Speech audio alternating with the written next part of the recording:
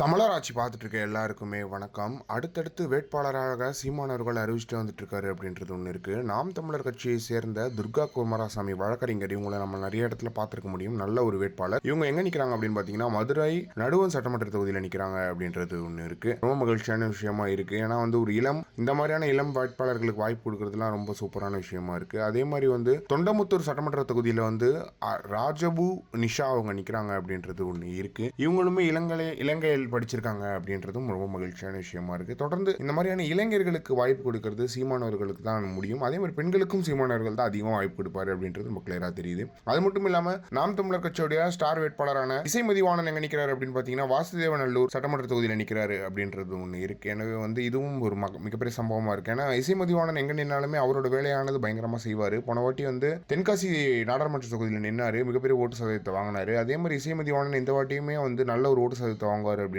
ஒன்று இருக்கு. மிக பெரிய முக்கியமான ஸ்டார் வேட்பாளராக இசைமதிவாணன் இருப்பார் அப்படின்றதுல எந்த ஒரு மாற்றமே கிடையாது. அதே மாதிரி மானாமதுரை நாம் தமிழர் கட்சி வேட்பாளராக சண்முகப்பிரியா அறிவிச்சிருக்காங்க சீமானவர்கள் அப்படின்றது ரொம்ப மகிழ்ச்சியான விஷயமா இருக்கு. எனவே தொடர்ந்து நிறைய ஆண்களை அறிவிச்சுட்டு வந்துட்டு இருக்காரு சீமானவர்கள் அப்படின்றது ஒன்று இருக்கு. அதே மாதிரி திருப்பரங்குன்றம் தகுதி சட்டமன்ற வேட்பாளராக சத்யாதேவிய சீமானவர்கள் அறிவிச்சிருக்காங்க அப்படின்றது ரொம்ப மகிழ்ச்சியான விஷயமா இருக்கு. இவங்க இதுக்கு முன்னாடி மதுரை நாடாளுமன்ற வேட்பாளராக நின்னாங்க, சம ஓட்டு பெர்சன்டேஜ் வாங்கினாங்க. எனவே திருப்பரங்குன்றம் அப்படின்னும் போது, அதுவும் மதுரை தொகுதி என்னும் போது மிகப்பெரிய ஒரு ஓட்டு சதவீதம் இவங்க வாங்குவாங்க அப்படின்றதுல எந்த ஒரு மாற்றமே கிடையாது. எனவே தொடர்ந்து சீமானவர்கள் அறிவிச்சுட்டு வந்துட்டு இருக்காரு. முக்கியமான கேள்வி என்ன இருக்கு அப்படின்னு பாத்தீங்கன்னா, சீமான் எங்க நிக்க போறாரு அப்படின்றதுல முக்கியமான கேள்வி எல்லாத்தையுமே இருக்கு. எனவே சீமான் எங்க நிக்க போறாரு அப்படின்றத நம்ம பொறுத்து பார்க்கலாம். இதை பத்தி நீங்க என்ன நினைக்கிறீங்க அப்படின்றத மறக்காம சொல்லுங்க.